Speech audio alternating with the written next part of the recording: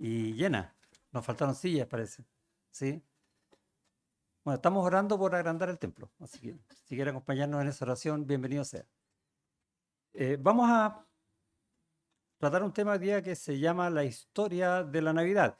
Presentaron recién varias cosas acerca de la Navidad, formas de entenderla bien, formas de malinterpretarla, pero muchas veces es por lo que escuchamos y realmente no tenemos mucha idea del por qué, de dónde nace esta Navidad. Y un poco leímos allá en Mateo capítulo 2. Y quiero invitarlos a que abran sus Biblias allá en Mateo capítulo 2. Vamos a estar viendo, centrado un poco en ese pasaje, pero viendo también algunos otros versículos. Vamos a pasar un poco por las Escrituras para ver qué es lo que el Señor nos quiere decir hoy. Y tomamos un momento de oración, agachamos nuestras cabezas y vamos al Señor Dios Todopoderoso. Rogamos que toda tu obra que has hecho con tanto poder y con tanto amor desde los tiempos pretéritos hoy día, obre en nuestros corazones, en cada uno de nosotros. Que tu Espíritu Santo esté tocando el alma de cada uno y que tu palabra, Señor, sea expresada de acuerdo con lo que tú dices en ella. Ayúdame a ser fiel en lo que tú quieres. Quedamos en tus manos, Señor, siempre, sabiendo que en ti tenemos lo mejor, en el nombre de Jesús. Amén. Historia de Navidad. Bueno, ¿y de qué se trata la historia de Navidad? De saber un poco qué es lo que estamos celebrando. Y lo primero que podemos preguntar, bueno, ¿y por qué un pesebre? ¿Se han preguntado alguna vez o no? Y el contexto inmediato lo tenemos, por ejemplo, en el Evangelio de Lucas, que dice que fueron ellos por un censo a Belén y que entran a Belén y no encontraron lugar donde naciera Jesús, porque María estaba ya por dar a luz. Y no hubo lugar ni siquiera en un mesón, así que terminaron yendo a un pesebre. Esa es la historia inmediata, si se quiere. Pero, como dijo alguien por ahí, nada hacía presagiar lo que ocurriría allí. Faltó el humo, sí. Y lo que pasó allí fue tremendo.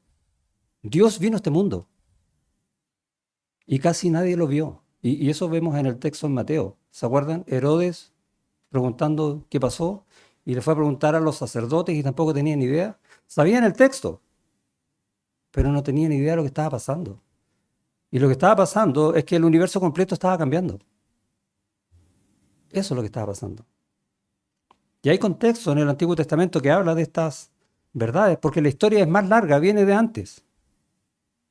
Y es impresionante. Por ejemplo, en Miqueas hay un versículo que dice, pero tú, Belén Efrata. Y ya está hablando de dónde va a nacer el Señor Jesús. ¿Por qué el pesebre? Porque estaba en Belén, ¿o no? ¿Y por qué Belén? Porque el Señor dijo que era en Belén. Pero tú, Belén Efrata, pequeña para estar entre las familias de Judá, de ti me saldrá el que será Señor de Israel. Y sus salidas son desde el principio, desde los días de la eternidad. Y es interesante algunas frases que dice en este versículo. Miqueas, un profeta del siglo VIII antes de Cristo, está profetizando más o menos 760 años antes del nacimiento lo que va a ocurrir y el lugar donde va a ocurrir y quién es el que viene y para qué viene. Israel en ese tiempo estaba dividido, estaba en idolatría. Los tiempos en los que estaban viviendo internamente la nación eran terribles, paganos, de odios, de envidias, donde si podían matar a un rey lo mataban. Era realmente fuerte. Basta leer la Biblia, está la historia ahí. Y externamente tenían la amenaza de potencias como Asiria, que después de 40 años de que prediga esto Miqueas, Israel, la parte norte, es disuelta y pasa a ser lo que después conocemos como Galilea y Samaria. La situación es terrible. De hecho, parte el texto diciendo, rodéate de muros, hija de guerreros, nos han sitiado. La situación es difícil, es desesperante. Con vara herirán en la mejilla al juez de Israel. El juez está hablando del rey, que lo van a llevar cautivo. Pero tú, Belén Efrata, y viene este mensaje de esperanza, este mensaje de paz, este mensaje de amor. Y Dios dice, de ti me saldrá, porque soy yo, dice Dios. Es tremendo. La verdad que está diciendo Dios, la historia que viene desde mucho antes. De ti me saldrá el que será Señor, el Rey, el Mesías. De él está hablando. ¿Y por qué tenía que venir el Señor? Si Dios está en los cielos, es soberano de todo, ¿por qué tenía que venir? ¿Qué necesidad había? Bueno, Dios también cuenta su historia y tú puedes preguntarle, Señor, vas a la Biblia y el Señor te va a contar la historia desde el principio y vemos en Génesis que Dios prometió el Salvador. Cuando el hombre pecó, cuando entró el pecado en el mundo por parte de Satanás haciendo caer a Adán y Eva, le dice que de la simiente de la mujer vendrá el Salvador, Génesis 3:15, y herirá a la serpiente, al enemigo, a Satanás, en la cabeza, con herida de muerte. La promesa está desde el principio. ¿Y por qué lo prometió? Me gusta hacerle preguntas al texto, porque por esto tenemos Navidad, ¿no? ¿Por qué prometió entonces que iba a venir el Señor? Porque nosotros lo necesitamos. No hay nadie que no necesite la salvación de Dios. No importa que el hombre piense lo contrario. Porque Dios dijo que si comes del fruto prohibido, morirás ciertamente. Y en el hebreo es muy enfático, es morirás de muerte, básicamente es lo que quiere decir. Y está hablando de una muerte espiritual, porque se acuerdan que Adán y Eva comieron o desobedecieron a Dios y no murieron, siguieron vivos. No está hablando de esa muerte, aunque viene después la muerte que es paulatina, sino de la muerte espiritual, de un estado separado eternamente de Dios, que nosotros también conocemos por medio de la Biblia, por medio de las palabras de Jesús, que se llama infierno. De eso está hablando. Por eso tenía que venir el Señor a salvarnos de esa condición, a darnos no solo la vida, vida eterna, sino vida también con gozo. Pues no solamente decir, qué rico, yo ahora tengo vida eterna. No, el Señor te da más, te da vida con gozo. Cuando Él hizo la creación, dijo que todo lo que había hecho era bueno en gran manera. Era una cosa espectacular que nadie conoce por causa del pecado. Y Dios en Cristo quiere restaurar eso, para que cuando tú estés en Cristo te va a dar esa vida con gozo, como Él la hizo al principio, buena en gran manera. Una vida de deleite en el Señor. Es mucho más de lo que pensamos nosotros. De hecho, el mismo Miqueas, allá en el capítulo 7, va a decir que Dios como tú, que perdona la maldad y olvida el pecado del remanente de su heredad. Eso que hicieron Adán y Eva, eso que se ha traspasado a todos nosotros, Dios lo perdona. ¿Qué Dios hay como Él? Ninguno. Los hombres inventan dioses, ninguno perdona como el Dios verdadero. No retuvo para siempre su enojo, y no es que Dios se haya enojado porque quiso. Dios no acepta el pecado y derrama su ira sobre el pecado, pero decidió retenerlo hasta Navidad, hasta que Jesús venga y nos dé salvación, porque se deleita en misericordia. ¿Recuerda esa palabra? Deleite, gozo. Viene de Dios y Él quiere dártelo. Él volverá a tener misericordia de nosotros, sepultará nuestras iniquidades y echará en lo profundo del mar todos nuestros pecados. ¿Qué Dios como Dios? ¡Wow! Y luego dice en el versículo 20 la promesa. ¿Se acuerda que prometió en Génesis? Cumplirás la verdad a Jacob y a Abraham, la misericordia que juraste a nuestros padres desde tiempos antiguos. La historia viene de antiguo y Dios la cumple perfectamente. La promesa de restauración del hombre caído viene de Dios en Abraham, por ejemplo. Y le dice a Abraham, en ti serán benditas todas las familias de la tierra. No le habla solo a Israel, le habla a todas las familias de la tierra, a ti y a mí. Y esa promesa se cumple en Jesús. De la simiente de Abraham. Y es interesante, ustedes están en Mateo, miren el capítulo 1, cómo comienza. Libro de la genealogía o del origen de donde viene Jesucristo, hijo de David, hijo de Abraham. ¿Y por qué dice eso? Porque está llevándonos a la promesa, a las promesas, hay dos cumplidas, una en David y otra en Abraham. Y la de Abraham, como les dije, en ti serán benditas todas las familias de la tierra. Ese es Jesucristo, no es otro. Y luego en David, cuando en el segundo libro de Samuel le dice, y cuando tus días sean cumplidos y duermas con tus padres, yo levantaré después de ti a uno de tu linaje, el cual procederá de tus entrañas, y afirmaré su reino eterno. Jesucristo es rey y va a venir por segunda vez a reinar aquí en la tierra. Y cuando tus días sean cumplidos, le dice a David, viene de ti el que será rey de la familia de Judá, del linaje de David. ¿Y dónde nace? En la ciudad de David, en Belén. Es impresionante cómo el Señor, con la historia de la Navidad, nos lleva a entender qué es realmente Navidad. ¿Qué son estas letras que desordenamos? En verdad, con la verdad de Dios. Y esa verdad es anunciada todo el tiempo. En toda la Escritura está hablando de eso. Y no solo de eso, sino también con gloria. Dios muestra su gloria en la ejecución de este plan para perdonar tus pecados de una manera impresionante. ¿Cómo nació Jesús? Milagro. De una virgen. Y dice ahí en Isaías 7, he aquí que la virgen concebirá y dará a luz un hijo y llamará su nombre Emanuel. Y ese es el nombre que se traduce Dios con nosotros. Wow. Dios a favor del hombre. Eso es Navidad. Buena voluntad para con los hombres, pecadores. Para que si vas a Él te perdone. Cuando tú te arrepientes de tus pecados.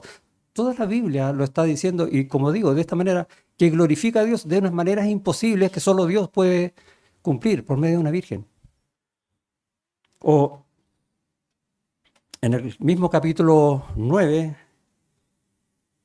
de Isaías, dice, y este es un versículo más conocido, porque un niño nos es nacido, hijo nos es dado. ¿De quién está hablando? De aquel que está en el pesebre. Y el principado sobre su hombro. Él es rey. Y el mundo a veces se queda con la figura del niño. No. Él vino a este mundo para morir por nuestros pecados, pero desde que vino y hasta que murió y resucitó, sigue siendo el rey. Nunca ha dejado de serlo. Y se llamará su nombre admirable, consejero, Dios fuerte, Padre eterno, príncipe de paz. Lo dilatado de su imperio y la paz no tendrán límite. ¿Hay límite en Dios? Ese es Jesús, es Dios. No tiene límite sobre el trono de David y sobre su reino, disponiéndolo y confirmándolo en juicio y en justicia desde ahora y para siempre. El celo de Jehová de los ejércitos hará esto. Y esa última frase a mí me conmueve. Porque Dios quiere. Porque Dios quiere darte salvación. Por eso está la Navidad. Y lo cuenta desde el principio. La historia está en la Biblia, en su palabra, con gran esperanza. Lo muestra desde el principio Isaías, que es contemporáneo a Miqueas, del mismo tiempo, parte diciendo en ese mismo capítulo 9, mas no habrá siempre oscuridad para la que está ahora en angustia. ¿Recuerdas como que te dije que estaba Israel? Tal como la aflicción que le vino en tiempo que livianamente tocaron la primera vez a la tierra de Zabulón y a la tierra de Neftalí. Está hablando de dos tribus de Israel del norte. ¿Sabes dónde estaban las tribus de Zabulón y Neftalí, que eran vecinas? En el límite entre ellas dos estaba Nazaret, si te suena. Y entonces Isaías nos está llevando a Nazaret. Sigue hablando de la Navidad, sigue hablando de Jesús en profecía. Pues al fin llenará de gloria el camino del mar de aquel lado del Jordán en Galilea de los gentiles. Y está profetizando que aquel niño que nació en Belén va a predicar desde Galilea. El pueblo que andaba en tinieblas vio gran luz. Eso es Navidad. Los que moraban en tierra de sombra de muerte, luz resplandeció sobre ellos. Eso es el pesebre. Ahora nos surge una pregunta al ver toda esta historia. ¿Cuál es la reacción que tuvieron, y vimos algo en Mateo, los hombres ante la venida del Señor? Y vimos dos, por decirlo así, dos grupos, ¿no? Los magos y Herodes y los sacerdotes y los escribas. ¿Cómo reaccionaron ellos? ¿De igual manera? Y bueno, y la pregunta te la puedes hacer tú. ¿Cómo reaccionas tú al Señor que viene a rescatarte? ¿Conoces ya algo de la historia? Y Dios te está preguntando. Lo mismo que los magos, lo mismo que Herodes. ¿Cuál es tu respuesta? Mateo, y ahora sí vamos a Mateo, narra en este contexto de Belén su venida y el cumplimiento de la profecía de allá de Miqueas, capítulo 5. Y dice, cuando Jesús nació en Belén de Judea, en días del rey Herodes, vinieron del oriente de Jerusalén unos magos diciendo, ¿dónde está el rey de los judíos que ha nacido? Ya nació. Por eso le digo, ¿los otros no se dieron cuenta? Porque su estrella hemos visto en el oriente y venimos a adorarle. Y esa última frase, y venimos a adorarle, en el idioma original, la idea es que hemos venido solo con ese propósito. Solo hemos venido a adorar al Señor. Y ahí tienes una reacción del hombre ante la verdad de Dios. ¿Es esa tu reacción? Algunas precisiones. Magos, que a nosotros nos suena con estos que sacan el conejo de un sombrero. La palabra en griego también es magos, es exactamente igual. Pero el significado original está hablando de sabios. De hecho, cuando uno ve, por ejemplo, en el libro de Daniel, cuando el rey Nabucodonosor tiene un sueño y quiere que se lo interpreten, llama a sus magos y a sus astrólogos, a sus sabios, y nadie pudo interpretarlo salvo Daniel. Y ahí tenemos la noción de qué significa la palabra magos. Ahora, en el tiempo eso fue derivando en lo que nosotros conocemos ahora, un adivino o estos que sacan los conejos dentro del sombrero. Pero en la Biblia, mago significa sabio. Y de hecho eran representantes del rey, podríamos decir un canciller del rey de alguna nación, dignatarios. Por eso que ellos venían con presentes, ¿a quién? Al verdadero rey. La imagen es tremenda.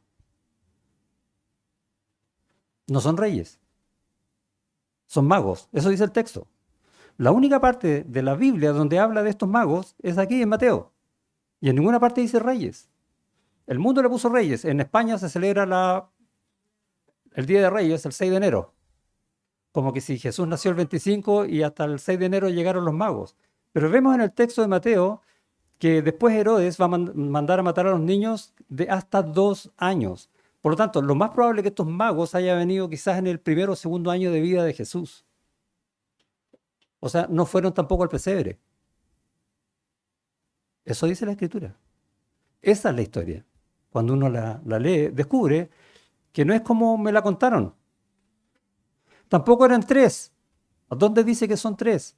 Ni que se llamaban Melchor, Gaspar y Baltasar. O como algunos dicen, comprar, gastar y malgastar. No, no está diciendo eso. Nos dice, no se sabe cuántos son, lo que sí es una caravana grande. Ahora, ¿por qué muchos piensan que son tres? Porque los presentes se dividen en tres grupos: oro, incienso y mirra. Pero esos son los presentes, no los magos. No confundamos la historia. Consejeros del rey que vienen a adorar al verdadero rey. Esos son los magos aquí en verdad bíblica en la historia de la salvación que Dios nos ha dado. Y dice después, ¿dónde está el rey de los judíos que ha nacido? Porque su estrella hemos visto en el oriente y venimos a adorarle. No sé, porque no explica cómo fue este milagro que Dios hizo para que ellos se guiaran por algún evento luminoso o una estrella. No lo sé, no podría explicarlo.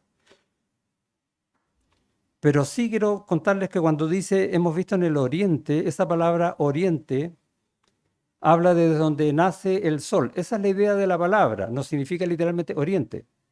Significa de donde viene, de donde nace, del origen, que su ascendencia es, y está hablando de quién, de Jesús. No está hablando del este, está hablando del yo soy. Cuando dice hemos visto del oriente, es una, de alguna manera Dios puso en el corazón de ellos el venir a adorar al origen de todo, que es Jesús. Y lo ven, por ejemplo, en Lucas capítulo 1, en la profecía que da Zacarías, padre de Juan el Bautista. En el versículo 76 dice, y tú, niño profeta del Altísimo, serás llamado. Zacarías hablando en profecía de su hijo, Juan el Bautista, porque irás delante de la presencia del Señor para preparar sus caminos, para dar conocimiento de salvación a su pueblo. ¿Te das cuenta, no? ¿Para qué vino el Señor? Para dar salvación a su pueblo, para perdón de sus pecados. Toda la Biblia está hablando de esta verdad, que tú necesitas, que yo necesito, por la entrañable misericordia de nuestro Dios, con quien nos visitó desde lo alto la aurora. Y esa, la aurora, es la luz que nace primero, otra vez, el Mesías. ¿Y qué habíamos leído en Miqueas? Porque sus salidas son desde el principio de los días de la eternidad, del principio, el primero, el origen, el Mesías, es el mismo. Toda la escritura está hablando de Jesús.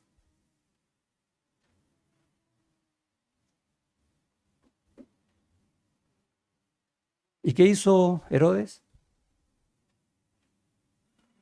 Y vemos en el texto allá en Mateo, oyendo esto, versículo 3, el rey Herodes se turbó. Y no es que quedó complicado, no, es algo mayor lo que le ocurrió. ¿Por qué? Por lo que dice después. Y toda Jerusalén con él. O sea, la manifestación de molestia de Herodes fue enorme. Y mucha gente, cuando oye de Dios y cuando escucha la palabra o el nombre Cristo, se molesta. Como Herodes. Y esa es una reacción. Porque no saben. Porque no quieren. Y convocados todos los principales sacerdotes y los escribas del pueblo, les preguntó dónde había de nacer el Cristo. Pregunta, ¿ellos sabían? Obvio que sabían, tenían las escrituras. ¿Por qué el rey no? El rey, la figura del rey, era aquel que tenía que juzgar al pueblo de acuerdo con la ley de Dios. O sea que tenía que tener la palabra de Dios, debía saberla. Pero por alguna razón, Herodes no quiso traerla a su corazón. Y preguntó así como a ver si me dicen otra cosa. ¿Por qué? Porque él se afirmó de su reino. ¿Qué quería hacer él? Vemos en el versículo 13 de Mateo, después que partieron ellos, los magos, he aquí un ángel del Señor apareció en sueños a José y dijo, levántate y toma al niño y a su madre y huye a Egipto y permanece allá hasta que yo te diga, porque acontecerá que Herodes buscará al niño para matarlo. Y conocemos la historia. Y él despertando tomó de noche al niño y su madre y se fue a Egipto, y se cumple la escritura de acuerdo con la profecía de Oseas. De Egipto llamé a mi hijo para ir a Nazaret. ¿Por qué Herodes quería matar al niño? Porque él sabía ahora que el niño es el rey. ¿Y qué quería Herodes? No perder su reino. Así de simple. ¿Cómo lo hago? Bueno, mato al otro rey y sigo siendo yo el rey. Tristemente, Herodes murió poco después de esto. Y nos enseña algo, ¿no? ¿A qué te estás aferrando tú para no entregar tu vida a Cristo? ¿Cuál es tu reino? ¿Qué es lo que realmente te importa en este mundo? Porque eso va a morir un día. El que es Rey eterno sigue siendo Rey eterno y es Cristo. Y Él te está diciendo, ven a mí. Olvida las cosas. Yo te las doy porque vienen de mí. Y es lo que no quiso aceptar Herodes. La pregunta que Dios te está haciendo por medio de su palabra es, bueno, ¿quieres aceptarlo tú? ¿O quieres aferrarte a tu reino?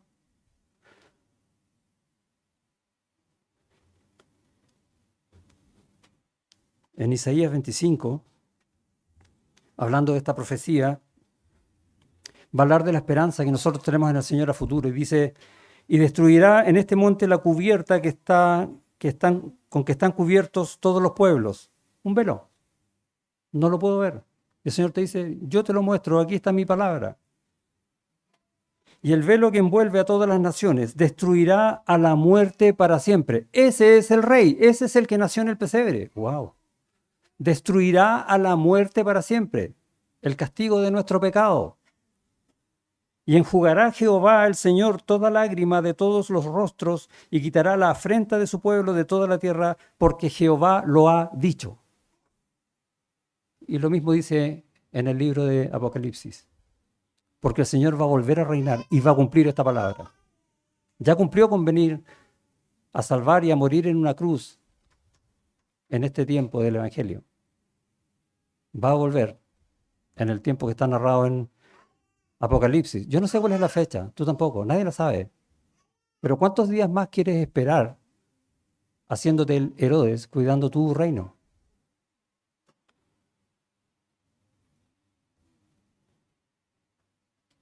Jeremías capítulo 23, versículo 5 dice, he aquí que vienen días, dice Jehová, en que levantaré a David renuevo justo, del linaje de David, Jesús, el justo, y reinará como rey, el cual será dichoso y hará juicio y justicia en la tierra. Él viene de nuevo. Eso es Navidad. Ese niño que nació en Belén es el cumplimiento de la historia, la venida del Señor. Por eso que se llama la venida. No es porque nació el Señor. Él es eterno. Él lo que hizo fue humanarse, encarnarse. Vino a salvar. Jesús es en sí mismo el plan de redención de Dios, el plan de tu salvación. Y te dice, ven a mí los que estáis trabajados y cansados y yo os haré descansar. Ese niño del pesebre es el mismo Cristo crucificado. Allí en el pesebre lloró como un niño. Y en la cruz él exclamó, consumado es, cumplió tu salvación, si tú quieres apropiártela para ti. Esa es Navidad. ¿Conoce la historia? No vimos toda la historia. Hay mucho más en la palabra del Señor. Por eso nos gusta leer la historia de Cristo. Porque es esperanza, porque es gozo, porque es vida nueva y es vida eterna. Y es mi oración para ti hoy, que vivamos siempre el deleite de esa vida, la Navidad todos los días. Oramos. Gracias, Señor, te damos por tu palabra que es preciosa, por tu palabra que es precisa, por estas verdades, Señor, que rogamos que toquen nuestro corazón, que cambien cualquier dureza que exista en ella por causa de nuestros pecados, por causa de nuestra soberbia, por causa de cuidar nuestros, comillas, reinos. Y queremos hoy día, y ruego por cada uno de los que están aquí, Señor, los que están escuchando, de tu palabra, que dispongan dejar sus reinos, sus logros, sus sueños, todo aparte para aceptar a Cristo en plenitud en sus vidas y ser guiados por Él, porque de ti vendrá ese guiador, dice la Escritura. Y eso es lo que mi oración hoy, que guíe nuestras vidas en gozo, en poder, en amor en justicia, en rectitud, para siempre. Y en Él todas tus promesas, todas tus bendiciones se hagan ciertas en cada uno de nosotros. Gracias te doy porque yo sé que tú tienes el poder de hacer eso y tú oyes las oraciones que claman por vida. En el nombre de Jesús. Amén.